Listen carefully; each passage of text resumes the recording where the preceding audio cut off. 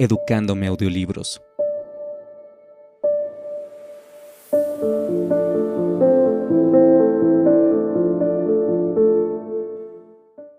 Pero además de aprender esta lección, el carácter finito de la vida hace resaltar la importancia de su valor y de su término. Nos hace pensar en lo que debemos disfrutar mientras estamos vivos y no desaprovechar el tiempo en lamentos. No debemos dejar que una muerte inesperada se transforme en una muerte inútil. Por eso la muerte de un ser amado no debe vaciar sino llenar de sentido nuestra existencia, hacernos ver aspectos que antes no veíamos, aristas que antes no sentíamos, trazar proyectos que antes no soñábamos. En esta búsqueda de sentido que permite decir adiós sin olvidar, uno percibe que la muerte es una fuerza poderosa y creativa, que trabaja en silencio y de una manera permanente, y que cada cual elige de un modo inconsciente la propia muerte, como elige el modo de vivir la vida. Que Pedro tiene que llegar a comprender que su mujer eligió cómo terminar su vida y que si realmente la ama, debe respetar esa decisión del alma de su esposa, que puede ser duro, difícil de tragar, pero no menos verdadero y necesario. Un tránsito. La muerte es un tránsito, una estación. Debemos amar el amor y no a un amor, así como debemos estremecernos frente a la muerte y no ante una muerte. Decir adiós es aprender a pasar del apego personal al amor impersonal, de la muerte personal a la impersonal. Es recordar a quien partió por lo que nos enseñó con su partida y no por los huecos y desnudeces que sentimos que nos dejó. Recordar no es verse desde el ombligo personal del egoísmo, el desamparo, la orfandad o la impotencia. Recordar es esperar con la certeza de haber avanzado un tramo en el camino. Recordar necesita del decir adiós, del sentirnos libres para rememorar, de ese lugar a quien fue un compañero de viaje. Recordar luego de decir adiós es un acto de amor, que no es hijo de la casualidad, sino fruto de un trabajo de entrega y de desinterés, en el cual, sin retener y sin engañarnos, mantenemos una conexión alma Estás escuchando a alma. Educándome Amor Audiolibros. inesperado.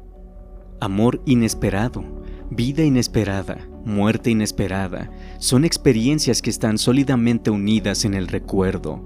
Así como la vida me dio la posibilidad de encontrarme con una persona y yo transformé esa coincidencia en significativa, así la muerte desde la otra punta de la polaridad me plantea el mismo aprendizaje. Mónica fue un amor inesperado.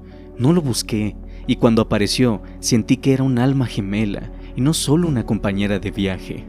Cuando murió, sentí que mi vida se derrumbaba hasta que me di cuenta de que ella había entrado y salido de una misma manera, inesperadamente. Fue un amor inesperado, tanto como su muerte, tanto como su vida. Fue lo que necesité para romper el formalismo, la obsesividad y el intelectualismo de mi vida. Lo inesperado le dio una nueva dimensión a mi existencia, más profunda, más humana. Fue necesario un encuentro, un amor y una despedida. Así, todos sorpresivos, aprendí la lección y hoy puedo recordar a un alma gemela que me amó tanto que fue capaz de morir para que yo viviera. Recordar no es atormentarse, es una caricia. Meditación. Llamo soledad a la posibilidad de estar integrado en contacto con mi esencia. Llamo soledad al camino para reunirme con mi totalidad. Llamo soledad al enfrentar mi pasado, mi presente y mi futuro. Llamo soledad a comprender que estoy de paso, que hay otras vidas, pero de todas esta es la más importante, porque es la que tengo. Llamo soledad a aceptar mis defectos y mis virtudes. Llamo soledad al desprendimiento, al desapego. Llamo soledad a ser dueño de mí mismo. Llamo soledad al encontrarme para encontrarme con otro. Llamo soledad a no interferir ni dejar que otros interfieran en mi vida. Llamo soledad a esa oportunidad de recuperar la dimensión de lo perdido, mi intimidad. Ejercicio. Retirarse a un lugar tranquilo donde poder encontrarse con uno mismo, cerrar los ojos y tratar de recordar la cara de la persona querida que murió inesperadamente. Cuando tengamos fija su imagen, con mucha fuerza, vamos a decirle adiós mentalmente. Ahora vamos a observar dentro de nosotros qué sentimos frente a ese adiós, qué afectos o pensamientos nacen. No rechacemos nada. Son cosas importantes, representan nuestra reacción interna frente al adiós y constituyen algo sobre lo cual debemos trabajar. Si repetimos el ejercicio a lo largo de varios días, vamos a ver cómo estos afectos se transforman y cómo los pensamientos cambian. Así, progresivamente, vamos admitiendo el adiós como posible y el recuerdo como algo no doloroso ni apegante. Número 8. Enfrentar la muerte inesperada. Sea lo que fuere y lo que puedas hacer, sueñes que puedes hacer, empiézalo. La audacia contiene genio, poder y magia. Goethe.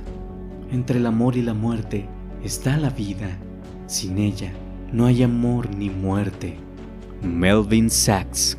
Cuando la muerte inesperada acontece, plantea a los que quedamos vivos una doble tarea: descubrir el sentido de esa pérdida en nuestras vidas y hacer el duelo por la persona que ha partido. Este trabajo de aprendizaje y despedida realiza un recorrido por un camino que se inicia en el momento de tener que enfrentar la noticia y circula idealmente hasta el regreso a la vida, de la cual nos habíamos alejado por el dolor de la depresión y la angustia que la muerte nos había causado. Entre ambos puntos pasamos por todas las estaciones emocionales del sufrir y la congoja.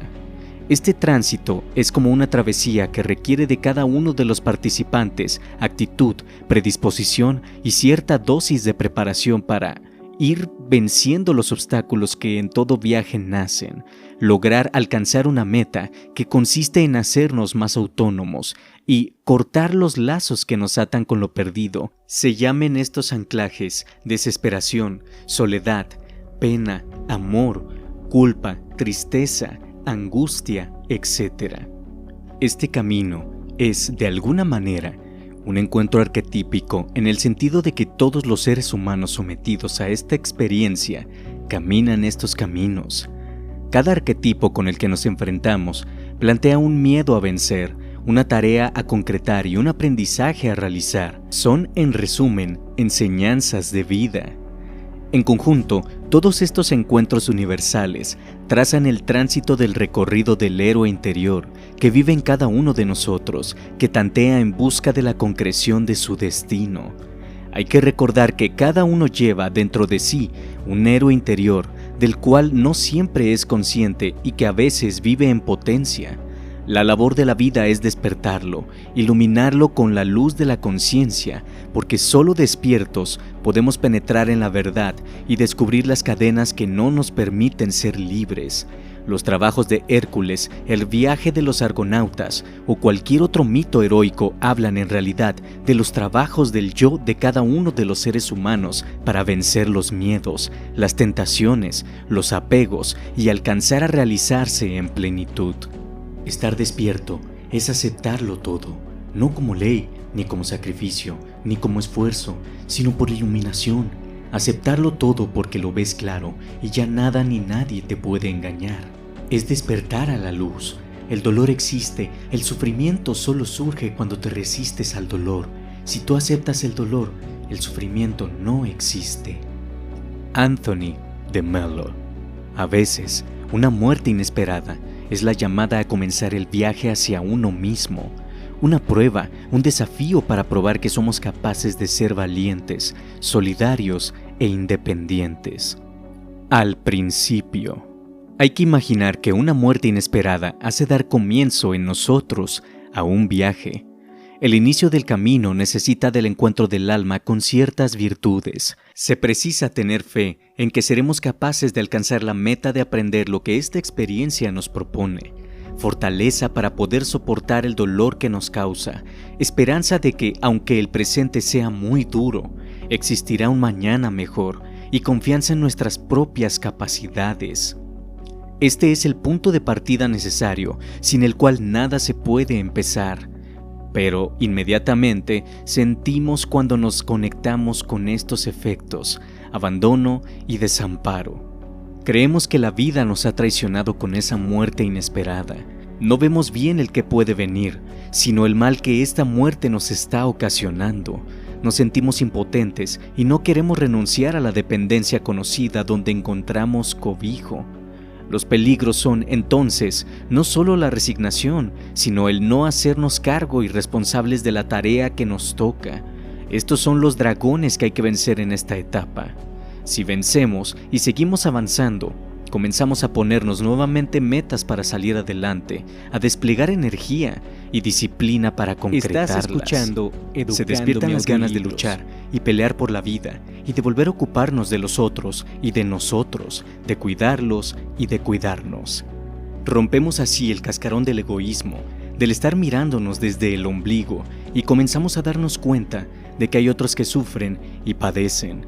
Cuando llegamos a este punto, estamos listos para dar un salto y crecer. Nos convertimos en buscadores de conocimiento, de las claves que nos permitan entender el sentido de lo que pasó, de afectos para sustituir lo perdido y de proyectos para desarrollar nuestra capacidad creativa. Anhelamos llenar el vacío que la muerte nos dejó. Nos desprendemos del exceso de equipaje que nos ata a quien se fue. Volvemos a amar la vida y podemos ser renovadamente creativos sin sentirnos culpable o en falta por ello. Comprendemos que el remordimiento es una trampa psicológica que nosotros mismos creamos. Entonces, percibimos que podemos ser los dueños de nuestras vidas, que esa muerte no fue inútil, que aprendimos a curarnos y que podemos ayudar a curar a otros que sufren el mismo mal que nosotros sufrimos, a despegarnos sin ser dependientes y especialmente a vivir solo por hoy, porque el mañana está en las manos del destino. Varias respuestas, un solo llamado. La muerte inesperada es un llamado que puede ser asimilado como una incitación a realizar un camino de crecimiento, como una oportunidad o como un castigo. Frente a este llamado, ¿cómo podemos reaccionar? Negando la realidad. Es una manera de no darse la oportunidad para saber qué es lo que está pasando con esta muerte inesperada dentro de uno mismo. De lo único que habla es de cómo ha perdido el paraíso con esta muerte. Con esta actitud de negación, puede estar hiriéndose o hiriendo a otros. En esta circunstancia, es frecuente dejarse influir por lo que los otros dicen o piensan de lo sucedido. Se reprime el dolor, no se acepta la angustia y la tristeza, sintiéndose una víctima. Se siente sometido a un suceso que lo desespera y lo deja como inválido, esperando ser tratado entonces de un modo especial y comprensivo. El desamparo lo domina y busca la dependencia de otros como manera de enfrentar sus sentimientos de desvalorización y falta de autoestima, aprovechándose de la tragedia. Para obtener una ganancia personal sin consideración ética alguna, la muerte inesperada aparece como una oportunidad de beneficio y ganancia para los propios intereses, colocándose en el lugar de mártir. La muerte inesperada lo hace colocarse en el lugar de víctima, intentando manipular a los otros por medio de la culpa, ahoga, es posesivo y codicioso de los otros, buscando lo perfecto. Ante este cataclismo, hay que buscar la respuesta adecuada y correcta. La muerte inesperada es asimilada como una pregunta a la cual hay que encontrarle una respuesta precisa. Destruyendo. Siente una gran pérdida y un gran dolor. Todo lo que está alrededor deja de ser motivo de ilusión y de expectativa. Este comportamiento, que abarca una gran gama de posibilidades, puede llegar hasta el suicidio como reacción ante una muerte inesperada, refugiándose en el desborde. Ante la muerte inesperada, puede nacer la búsqueda de refugio en el desenfreno, la lujuria y en el dejarse arrebatar por la pasión, el descontrol, todo antes de aceptar la soledad, aferrándose a un proyecto. Se siente herido y el mundo se convierte en una carga de la cual solo puede salir adelante desarrollando una tarea de modo obsesivo para intentar tapar con la hiperactividad el dolor y la pena. Controlando todo. La muerte inesperada puede generar descontrol. Hay que controlar la situación a cualquier precio, organizar todo y a todos de modo que no haya cabos sueltos e imponer su autoridad para enfrentar este momento. Desvalorizándose. Sentirse chiquito y con muy baja autoestima. Dejar que los pensamientos negativos nos dominen y sentir que no podemos hacer nada ante esta circunstancia. El babeo de asco de mi nada. Santa Teresa de Jesús Moradas. Juzgando y criticando. Criticamos de un modo implacable, nos volvemos fríos, lógicos, racionales, rígidos, vacíos de sentimientos. Nadie hace lo que debe o cómo se debe. Dramatizando. Transformar esta muerte inesperada en un circo, una especie de telenovela dramática, donde la persona es el centro de atención del espectáculo que ha montado. Aceptando. Lo que la vida propone como una oportunidad de aprender y de crecer, dolorosa pero rígida, a ayudarnos a avanzar en nuestro camino de evolución como personas. Meditación. Las 3 señales del estar despierto son: perdonar, aceptar y responder ante todo con amor. Anthony de Mello. Ante una muerte inesperada, se suele reaccionar a la inversa, con odio a la vida por considerarla injusta y resistiéndose a aceptar lo sucedido. Solo cuando aceptamos el amor de una muerte, que no significa la muerte del amor, es cuando comenzamos a despertarnos. Quien el amor tiene, nada le falta, solo el amor basta. Y el amor no necesita de la presencia exterior, porque yace dentro de cada uno de nosotros. Ejercicio. Hay que tratar de definir con qué tipo o tipos de reacciones y actitudes enfrentamos una muerte inesperada. Hay que tratar de ser honesto con uno mismo. Una vez descubierto el estilo con el cual procesamos esta experiencia, vamos a pensar de qué manera se puede modificar. Voy a proponerme un paso por vez, una meta por día y evaluar su concreción. Recuerde, lo importante no es el encuentro, sino la búsqueda. Número 9. Vive para que vivan. Dios ayuda a quienes dejan de herirse a sí mismos. Harold Kushner. Y cuando te hayas consolado, uno siempre se consuela. Te sentirás contento de haberme conocido. Anthony de Saint-Exupéry. La muerte siempre acontece. Hemos aprendido a lo largo de la vida que este suceso ocurre inevitablemente, pero también pudimos llegar a aprender que es posible llenar de sentido una pérdida y dar significado a una muerte, y no solo ser sus espectadores mudos o sufrientes. Que la muerte de alguien amado no necesariamente es una experiencia para ser cargada en la columna de las pérdidas, sino tal vez la oportunidad de un renovado comienzo. El descubrimiento de un nuevo horizonte, no advertido hasta ese momento, para los que quedamos vivos. La muerte es un inicio. La muerte es un inicio para quien la transita y para quienes quedan en la tierra. Pero no siempre se la visualiza y se la vive así, como una iniciación, como la primera etapa de un camino. Por el contrario, en muchas oportunidades, hacemos oídos sordos, cerramos nuestros ojos, nos hundimos e identificamos con lo fenecido y nos dejamos devorar por el dolor y la melancolía. Sencillamente entonces sucede que nos morimos con nuestros muertos. Cuando esto ocurre es porque miramos la muerte como un mal y no como una oportunidad. Nos asomamos a la realidad de la existencia desde el cuerpo y no desde el alma. Nos olvidamos que el cuerpo es la parte del alma que ve nuestros sentidos, que el alma no muere, que con la muerte solo cae una ilusión transitoria y se abre una promesa de renacimiento, que el sendero continúa, que la evolución prosigue, que un nuevo amanecer espera. Cuando vemos con los ojos del alma, la muerte resulta, entonces, ser una despedida oportuna, una partida necesaria que puede implicar para nosotros, que continuamos encarnados, un despertar espiritual. Las muertes pueden llegar a ser campanas que despierten la conciencia a la vida y el alma a la resurrección. Despertar a la vida por la muerte. Parece paradójico que sea la muerte la que pueda despertar el corazón a la vida, o que un cerrar de párpados pueda abrir la luz de la mirada. Es que la muerte de otro ser amado nos arroja al centro de una tormenta cuya fuerza nos empuja irremediablemente hacia una encrucijada, a un punto de inflexión en donde estamos obligados a optar entre el sendero del abismo o de la transformación. Esto implica que la muerte puede representar en una persona un llamado al padecer y el dolor, pero también al nacimiento de una verdadera crisis espiritual, una crisis de dimensiones tales que su biografía suele quedar marcada para siempre por este suceso. ¿Cómo se desarrolla esta crisis?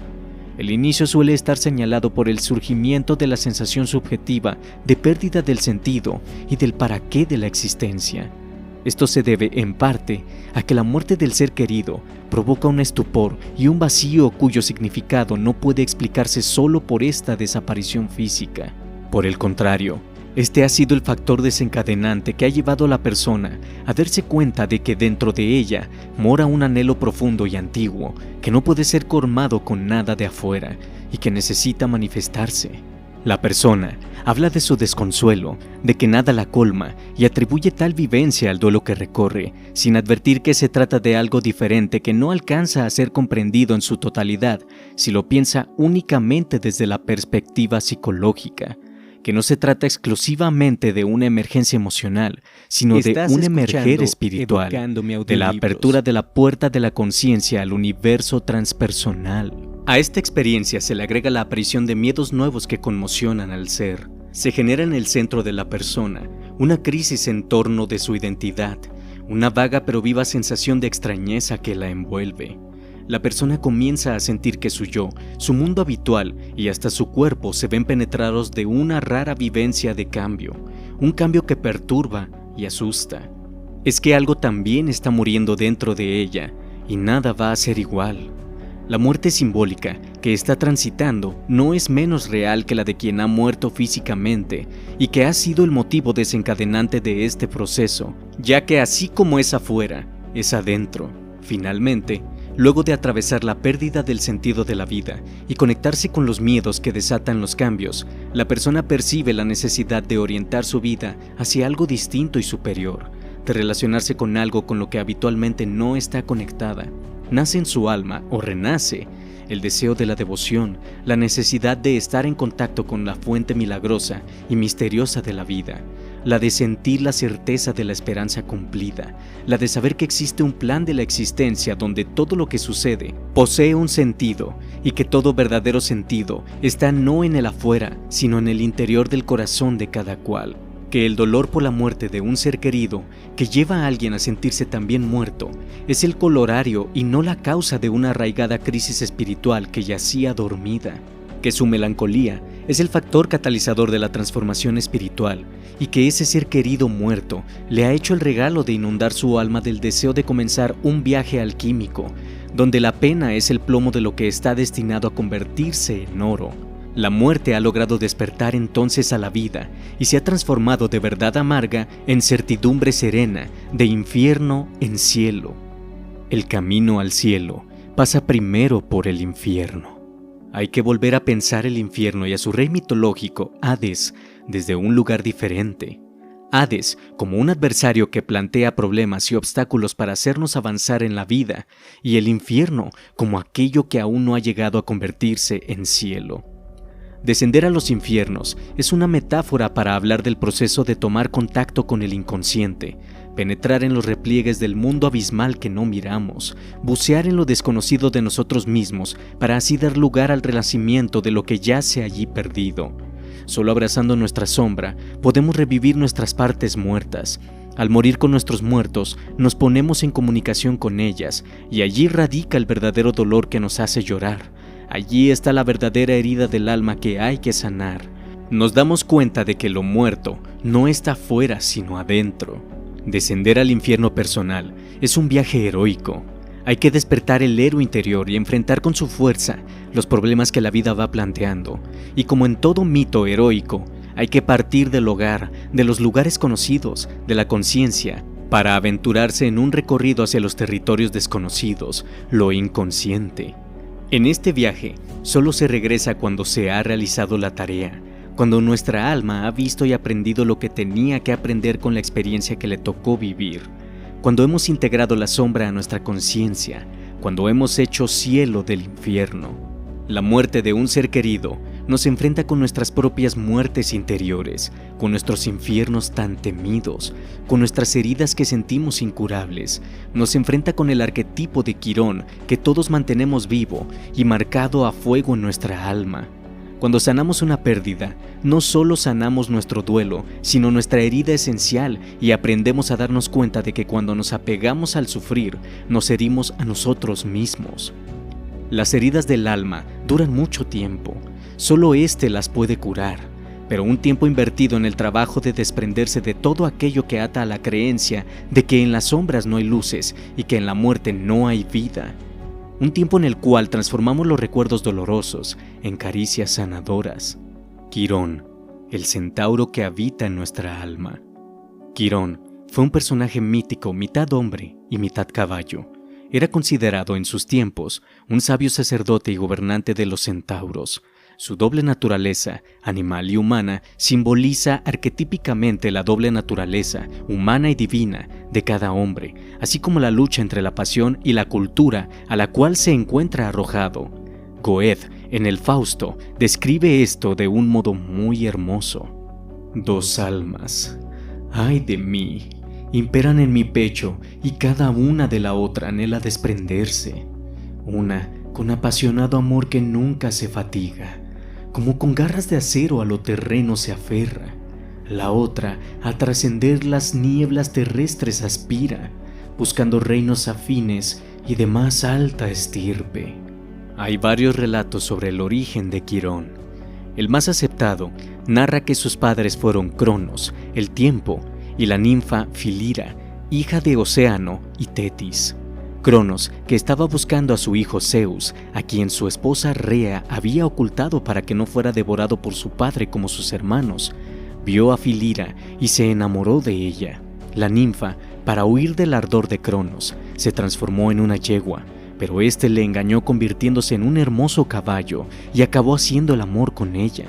De esta unión nació Quirón, con cuerpo y patas de caballo y torso, brazos y cabeza de hombre. Al ver a su hijo, Filira se horrorizó y rogó a los dioses dejar de ser lo que era, y estos, por piedad, la convirtieron en Tilo. Así, con su madre transformada en árbol y su padre ausente, Quirón quedó abandonado y fue adoptado por Apolo, quien cumplió para él las tareas de padre adoptivo y maestro. Con el tiempo, Quirón se convirtió en un buen amigo de los hombres, prudente, benévolo, sabio y médico, y brindó su ayuda a Aquiles, Peleo, Jason, Asclepio, entre otros célebres héroes mitológicos. En una oportunidad, Hércules, que había sido invitado a un banquete por los centauros, comenzó a disputar con ellos. Con una flecha hirió en una pata a Quirón, provocándole una herida incurable.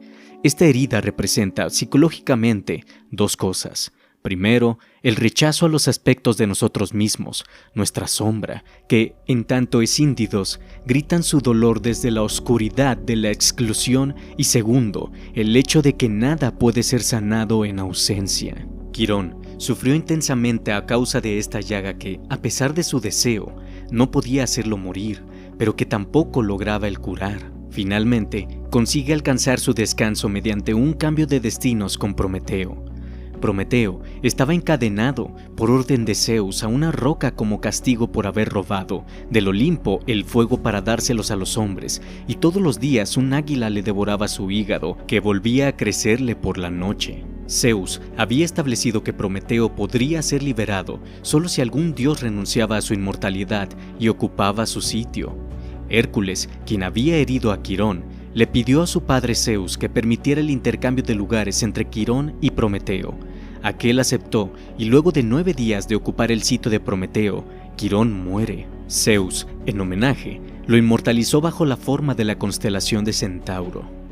Este hecho simboliza que la misma fuente que causa nuestras heridas es la que nos puede sanar, que aquello que llevamos dentro de nosotros y nos lastima permanentemente es lo que debe acudir en nuestra ayuda, porque de otra manera seguiremos siendo víctimas de nuestro propio inconsciente, sin darnos cuenta de que es nuestra propia destructividad la que nos hiere.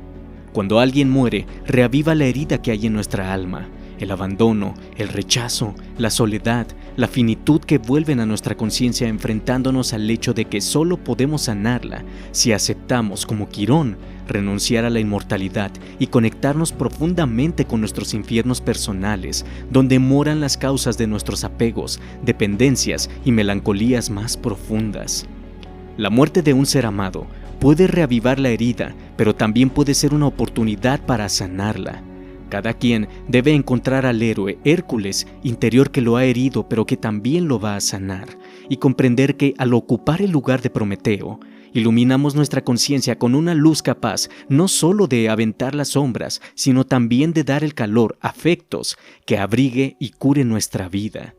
De manera que una muerte puede significar un poderoso crecimiento espiritual, el comienzo de un nuevo camino. Estás escuchando La muerte de un ser Educando amado mi audiolibro. puede funcionar en nuestra historia como la flecha de Hércules, que nos enfrenta ante la herida que nos hace sufrir, pero que nos da la oportunidad de crecer y transformarnos en algo diferente y mejor de lo que somos. O también puede significar el quedar estancados y bloqueados, enterrando las posibilidades que ella convoca. Así, de este último modo, para convertirse en una muerte inútil. El nuevo comienzo. Morir es el final de un proceso y el comienzo de otro. Cada ciclo que se repite es una esperanza que se renueva. Cada esperanza renovada es la certeza de un presente abierto a un horizonte de potencialidades donde nos reflejamos. De manera que la muerte que golpea sobre nosotros, que nos sacude y conmociona, que nos acongoja y anega de pena, la muerte de esa persona que amamos es también un horizonte y un espejo desde donde nos miramos viéndonos tal cual somos.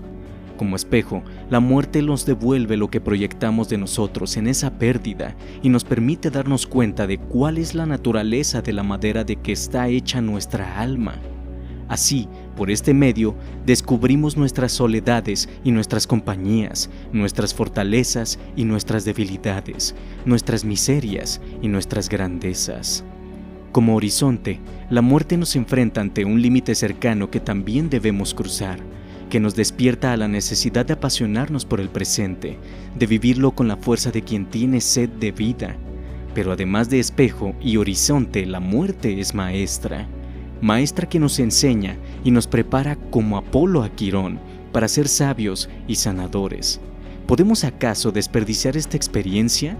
¿Podemos morirnos sin aprender cómo la muerte de otros nos empuja al vivir? El destino merecido.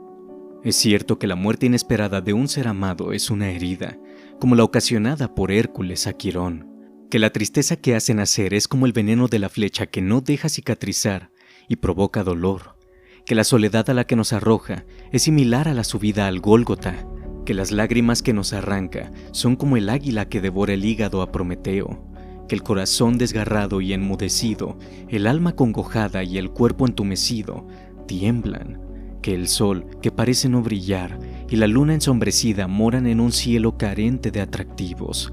Sin embargo, la muerte inesperada de un ser amado es un nuevo comienzo, tanto para él como para cada uno de los que quedamos vivos. Sin duda, es una realidad que cuesta aceptar. Cuesta tener convicción y confianza en esta idea, ya que generalmente recostamos nuestro sentir sobre el lado oscuro de la experiencia y no sobre el lumínico. Cambiar esta actitud es algo que se aprende en un solo libro, el de la vida misma. De manera que la muerte es como un capítulo de un texto indispensable que tenemos que leer. Si no lo hacemos o no dejamos que sus palabras se asimilen profundamente y resignifiquen la existencia, algo quedará como no vivido, algo quedará como desconocido para nosotros. Habrá algo que el alma ignorará, que no aprenderá y su crecimiento y su evolución estarán mutilados. En cambio, si permitimos que actúe sobre nosotros, que su texto se haga carne y nos transforme, nuestra biografía tendrá un nuevo sentido, el que da a haber encontrado el destino merecido.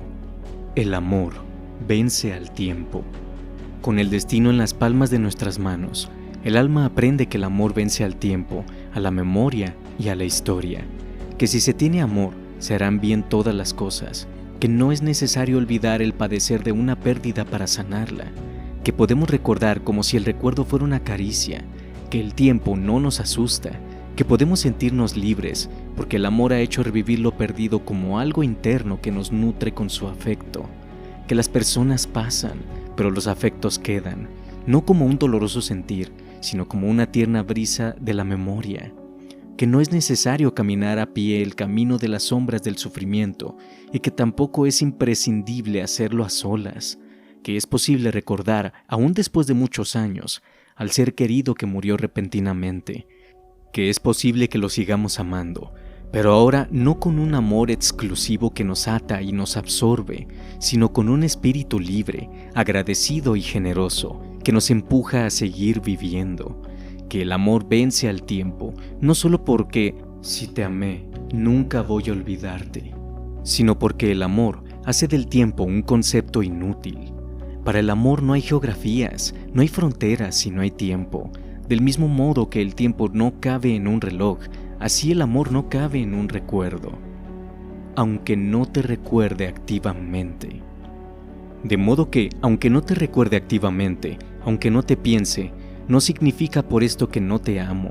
Por el contrario, te amo tanto que estás incorporada en mí como esa fuerza que me hace alejarme de ti para poder seguir amándote, que me hace seguir viviendo mi vida como tú querías que la viviera, intensa, feliz y apasionadamente, que me hace despedirme de ti en cada respirar porque aprendí, en tu ausencia, a hacer presente lo que de mí había en ti. Por eso, en cada suspiro y en cada atardecer estás presente, y en cada despertar me acompañas sin necesidad de que mi conciencia lo sepa, porque al aparecer tú en mi vida, dejé de ser el mismo. Algo interno cambió en mí, y al perderte, te incorporé bajo mi piel como algo vivo, como la fuerza del mar que empuja hacia el océano donde en otro momento volveremos a encontrarnos. ¿Cómo estar triste con tu partida después del regalo que me has hecho? ¿Cómo no sentir que por mis venas corre la energía del amor que me dejaste? Un amor que me hace vivir la vida de un modo diferente cada día, en otros sitios, con otras gentes, pero siempre con la huella de tus manos que me ayudaron a escribir un tramo de mi historia. Por eso, y por muchas otras cosas que ni siquiera aún conozco, he aprendido a no morirme contigo, sino a vivir contigo. Antes, los dos en la tierra, ahora tú en el cielo y yo en la tierra, continuamos viviendo nuestras vidas, como dos piedras que el destino ha separado para que rodaran en espacios diferentes con la certidumbre de que volverán a reunirse en otra vida. Entonces, ¿cómo puedo extrañarte si estoy lleno de ti? ¿Cómo no seguir viviendo con imaginación y pasión? ¿Cómo no seguir amándote si llenaste de amor mi corazón? Meditación. Cuando me acuerdo de ti, me acuerdo de una herida que ayudas a cerrar dentro de mí. Ya no hay memoria dolorosa ni lágrimas tristes, y aunque en algunos momentos quisiera estrechar tu mano junto a mi corazón, he aprendido a descubrir otras manos diferentes que pueden serenar sus latidos inquietos. No son las mismas. Ninguna mano es igual a otra, como ningún sentimiento es semejante a otro. Aprendí con tu partida que no es lo mismo tenerte en la tierra que no tenerte, pero que puedo vivir sin ti. Que extraño tu presencia, pero que tu ausencia me ha ayudado a encontrarme a mí mismo. Ejercicio. La muerte es un trabajo de transformación. Pensando en la muerte de ese ser querido, tenemos 3 tareas que hacer. Abandonar las expectativas de futuro compartido, liberarnos del pasado y de los lazos del apego que nos atan, y finalmente ensanchar el horizonte de ¿quién soy yo? Todas estas tareas tienen en común que nos anclan mucho más en el presente y que nos enseñan a aprender a vivir y aceptar la vida día a día. El trabajo que tenemos que realizar consiste en reflexionar sobre estos 3 temas como figura que resalta sobre el fondo de una muerte inesperada. Número 10. ¿Cómo podemos ayudarnos? Tanto lo que buscas fuera como aquello de lo que huyes está dentro de ti. Anthony de Mello. En los capítulos anteriores, hemos buceado en los afectos que desencadena una muerte inesperada y hemos hecho profesión de fe de que esa muerte es una enseñanza para los que quedamos vivos. Sin embargo, aprender esta lección que una muerte nos plantea no es tarea sencilla, porque generalmente no estamos preparados y predispuestos para ello, de modo que debemos muchas veces apoyarnos en una ayuda necesaria para transitar este dolor, una ayuda válida que se basa en no suprimir, en no adormecer, sino en hacernos despertar, aunque esto implique un sufrimiento inicial mayor. No debemos buscar el alivio, sino la comprensión, o puesto de otro modo, solo la comprensión nos dará verdadero alivio. 3. Herramientas. Son varias las herramientas con las cuales podemos cincelar nuestra alma para enfrentar la tarea de procesar una muerte inesperada en experiencia de crecimiento. Entre ellas, hay 3 que merecen un lugar especial: la psicoterapia y consejería de pares en el dolor, las esencias florales y los grupos de autoayuda. La psicoterapia de pares. La psicoterapia es una experiencia dialógica de búsqueda de lo que no sé de mí, con la finalidad de sanar mis sufrimientos, un proceso que exige un compromiso de querer curarse, pero cuando este proceso es conducido por alguien que además de ser psicoterapeuta, ha atravesado la experiencia de muerte inesperada en todas sus fases, el trabajo al que la persona se entrega puede ser mucho más fructífero. Existen muchas experiencias al respecto, y cuando alguien se encuentra en esta circunstancia, debería contemplar que, si inicia un proceso terapéutico, un par en el dolor puede llegar a comprenderlo y ayudarlo más. Esta psicoterapia de pares tiene como objetivo aprender el significado de una pérdida, hacer un duelo y ayudar a la persona a regresar a la vida para que siga avanzando libre de pesos y ataduras. Esta herramienta es muy importante y a veces existe una imagen distorsionada de lo que es. Vamos a detenernos un poco para explorar su naturaleza. ¿Qué es la psicoterapia? La psicoterapia es un método curativo basado en la acción sanadora de la relación interpersonal. ¿En qué consiste esta relación? Brevemente, en que su naturaleza es la de un encuentro entre 2 personas, una de las cuales trae su sufrimiento como motivo de su pedido de ayuda, y la otra persona está preparada para entender las profundidades no dichas de ese sufrimiento e interpretar su sentido y dirección. Este procedimiento sanador apela a una serie de recursos. Los más importantes son, sin duda, ese proceso continuo de darse cuenta que opera en el paciente ampliando su registro consciente y la relación interpersonal que se establece. El terapeuta es un agente promotor de la libertad del paciente, de su mayor grado de conocimiento en torno a los motivos de su misión en esta vida y de su evolución hacia una mayor perfección y, por lo tanto, alguien entrenado para ayudar a descubrir el sentido y la resonancia de una muerte inesperada en la vida de una persona. Confianza y responsabilidad. Para desarrollar este proyecto, es necesario que paciente y terapeuta confíen mutuamente uno en el otro y se hagan responsables de lo que les toca en esta tarea a cada quien. Acompañar sin interferir, el terapeuta. Hacerse cargo de indagar el sentido de su sufrimiento y aprender, el paciente. Paciente y terapeuta son semejantes y la relación entre ellos jamás debe transformarse en un contrato impersonal ni en la prestación de un servicio técnico, pero tampoco en una relación de amor. La relación psicoterapéutica se constituye a partir de un estado de necesidad y sufrimiento, por una demanda de ayuda que se manifiesta como síntoma, de modo que el síntoma en psicoterapia posee un valor diferente del que ocupa en la clínica médica general. Lo que interesa a la psicoterapia es un síntoma como parte de una totalidad que es la vida del paciente. Esto implica entender que la psicoterapia se funda en la categoría de la historicidad del hombre, que no consiste en la narración de lo que sucedió, sino en revivir lo que se hizo con lo que sucedió. En suma, rememorar, que no es lo mismo que recordar. La psicoterapia no se reduce al encuentro de 2 personalidades, sino que conlleva presencia corporal. En el diálogo psicoterapéutico, el cuerpo también habla. Es un territorio donde se expresan los afectos que se intentan descubrir y sanar. El para qué de la psicoterapia. Una persona pide ayuda terapéutica no para sentirse peor, sino para curarse o por lo menos aliviar sus padecimientos. Tiene una dificultad concreta o un sufrimiento determinado que anhela sanar. Pero muchos de sus anhelos no resultan sueños fáciles de cumplir y es frecuente que arrastre una historia de frustraciones terapéuticas. Su esperanza renovada es hallar aquí, en esta oportunidad, una ayuda concreta, la comprensión de sus malestares, la solidaridad con sus penas, en suma, un espacio donde compartir problemas y encontrar soluciones, o por lo menos caminos hacia ellas. Pero en esta demanda de establecer un vínculo confiable, el dolor entraña la posibilidad de convertirse en un muro que impida profundizar hasta las raíces del mal. La preocupación, la angustia, el padecer impiden al paciente entregarse a una tarea significativa. Atender lo inmediato no está mal, si no se pierde de vista la finalidad de la labor psicoterapéutica, que no consiste en aliviar el sufrimiento, sino hacerlo entendible.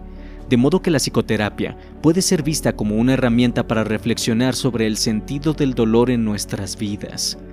Esto es válido en cualquier campo de trabajo terapéutico y conlleva una necesaria pregunta por la vida interior, que desplaza el eje del tener una enfermedad a ser enfermo, del por qué al quién.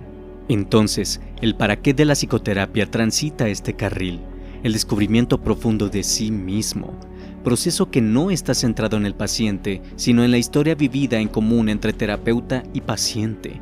Descubrimiento que tiene un aspecto práctico, se traduce en una mayor felicidad, una mayor libertad y una mayor comprensión de la existencia singular de cada cual. Aunque no se agote en eso, la psicoterapia proporciona un mejor modo de vivir, relacionarse y avanzar por la vida.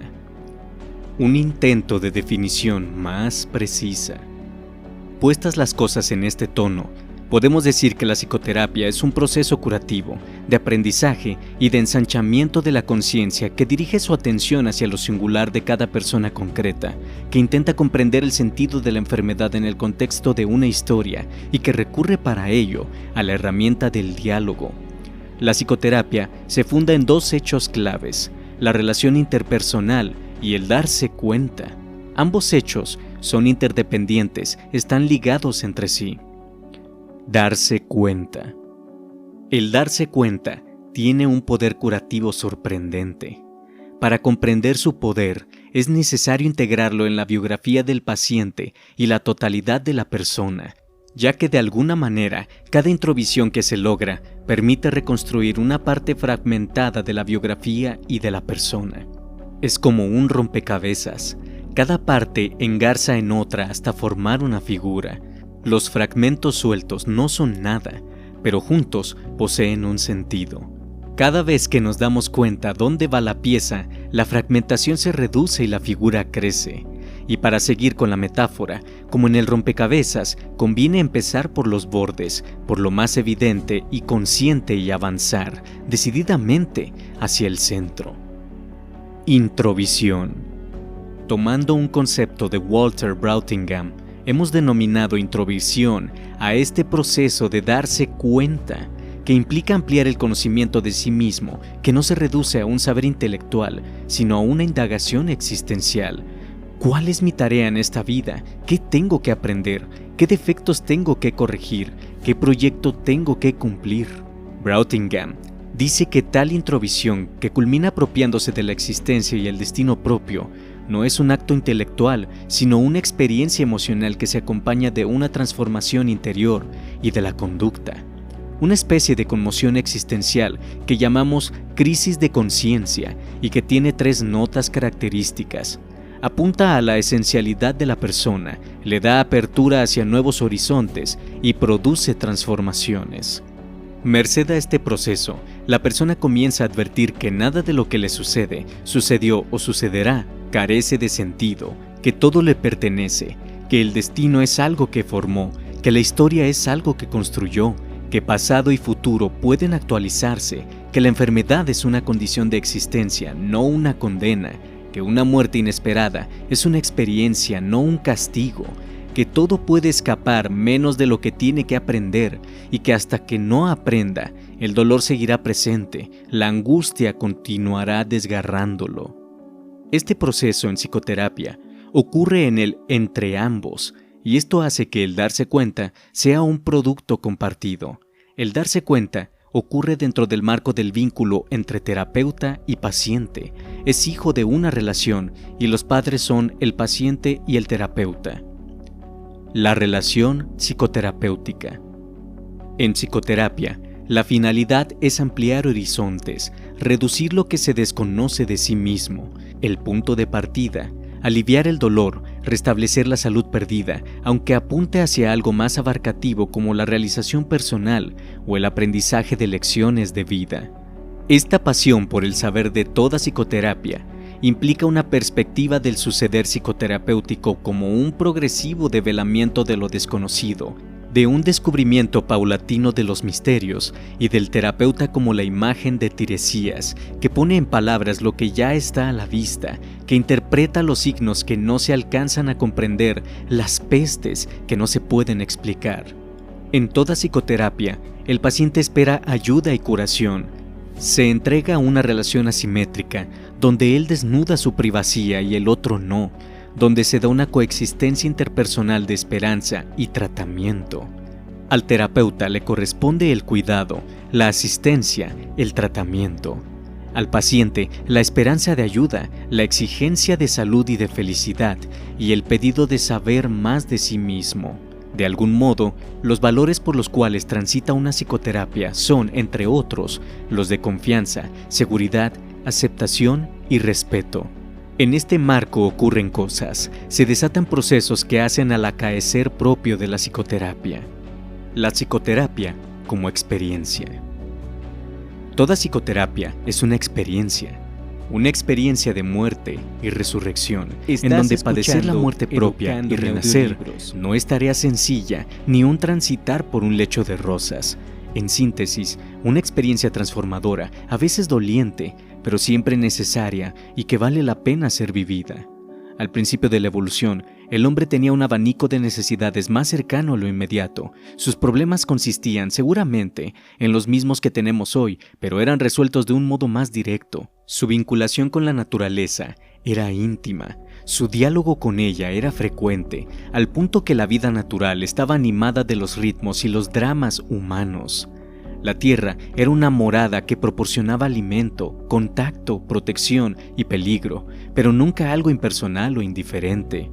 A medida que la sociedad se fue complejizando, el hombre se fue distanciando de la naturaleza, perdió su sentido de unidad con el todo, su sentido de pertenencia y arraigo al mundo, y paralelamente se fue descentrando de sí mismo. A medida que se alienaba del mundo, se enajenaba de sí. La pérdida de su centridad trajo como consecuencia la búsqueda de sustitutos externos, el desarrollo de otros vínculos con la naturaleza y con los otros. El mundo dejó de ser un otro para convertirse en un objeto, una cosa para ser dominada, controlada y explotada. Del mismo modo, las personas se convirtieron en posibles relaciones de competencia que conllevaron a la codicia, el sometimiento y el dominio.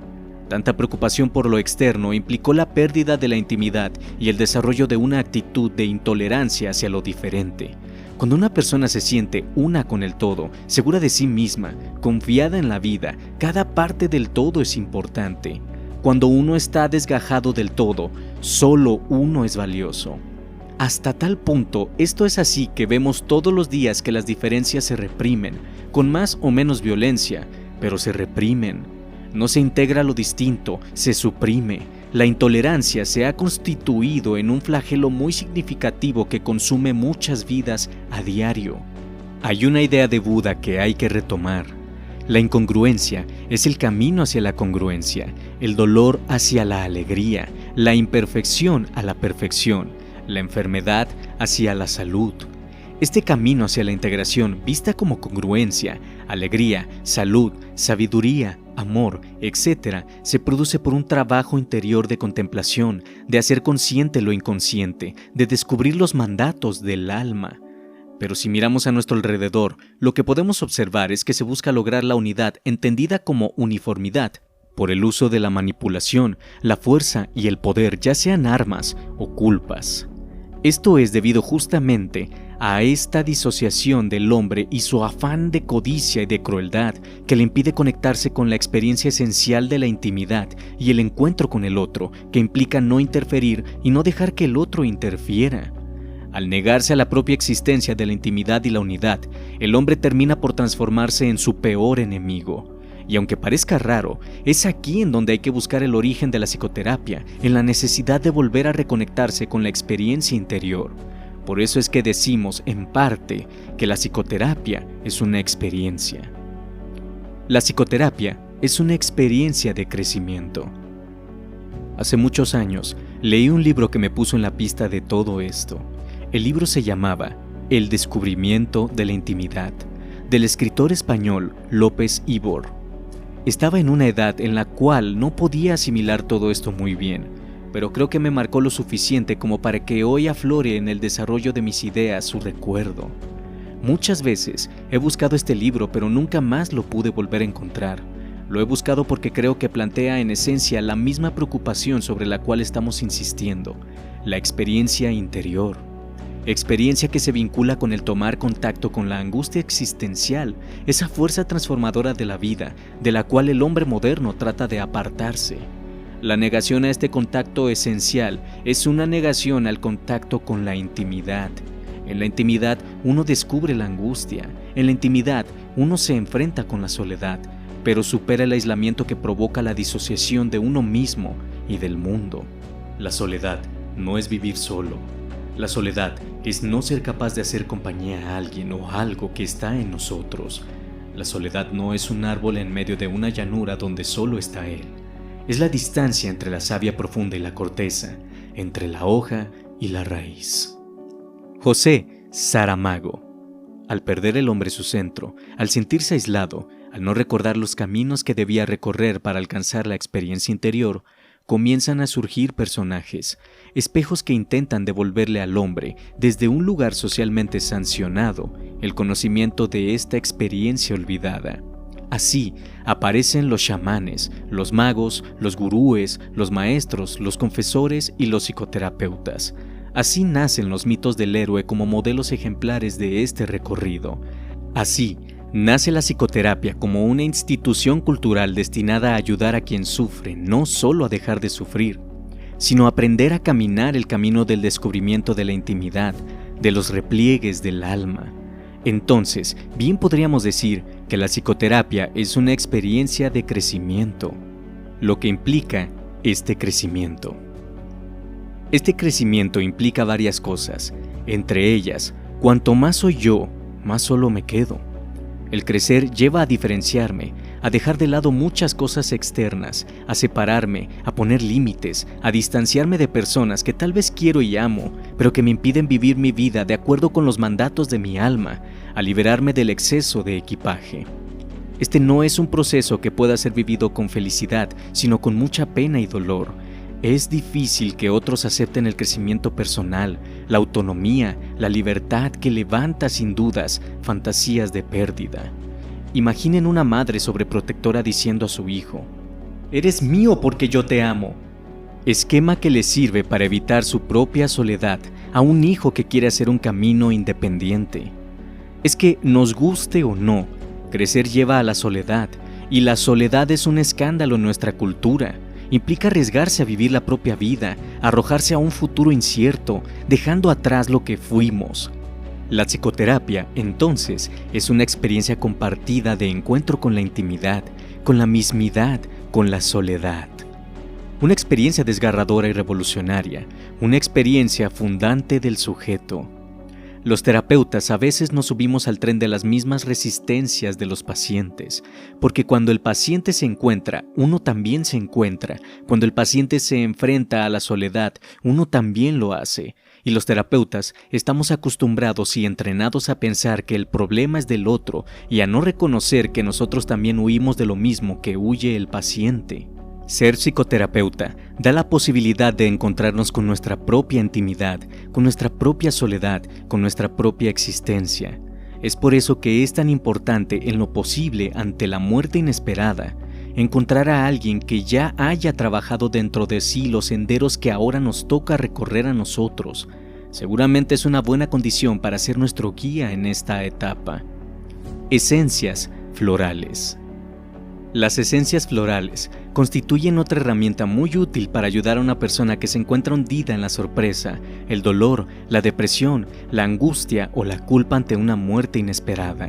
Las esencias florales actúan sobre las emociones del hombre, de modo tal que el manojo de vivencias que la experiencia de pérdida suele generar encuentra en estos remedios un soporte para su manifestación y cura.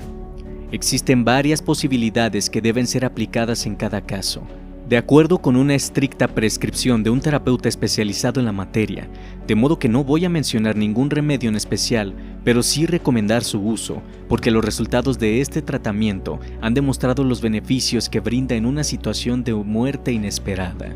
Por otra parte, Los remedios florales pueden combinarse con la psicoterapia y de hecho, de este modo se alcanzan resultados maravillosos. Adriana había visto morir delante de sus ojos a sus 2 hijos atropellados por un coche mientras cruzaban una calle. Durante un largo tiempo había hecho psicoterapia sin poder avanzar mucho en el proceso de duelo. Cuando comenzó el tratamiento floral, su depresión y su angustia eran de una intensidad tal que ya ponía en peligro su estabilidad psíquica. Tomar flores significó para ella iniciar un proceso, lento pero firme, de desprendimiento. No fue lineal ni sencillo, pero hoy Adriana ha vuelto a tener hijos y se encuentra nuevamente feliz. No ha olvidado, pero ha podido reconstruir su vida, recuperar la alegría y seguir viviendo. Existen muchas Adrianas a las cuales las esencias florales han ayudado positivamente y muchas otras que no saben de la existencia de este recurso o no han accedido a él. Por mi experiencia personal y por haber visto a muchas personas recuperar las ganas de vivir después de una muerte inesperada, tomando esencias florales, es que creo que esta herramienta representa una ayuda importante en circunstancias de vida que puede cambiar radicalmente el rumbo de los procesos de duelo y sufrimiento. Hasta aquí terminamos con la tercera parte del audiolibro Muertes Inesperadas de Eduardo H. Greco.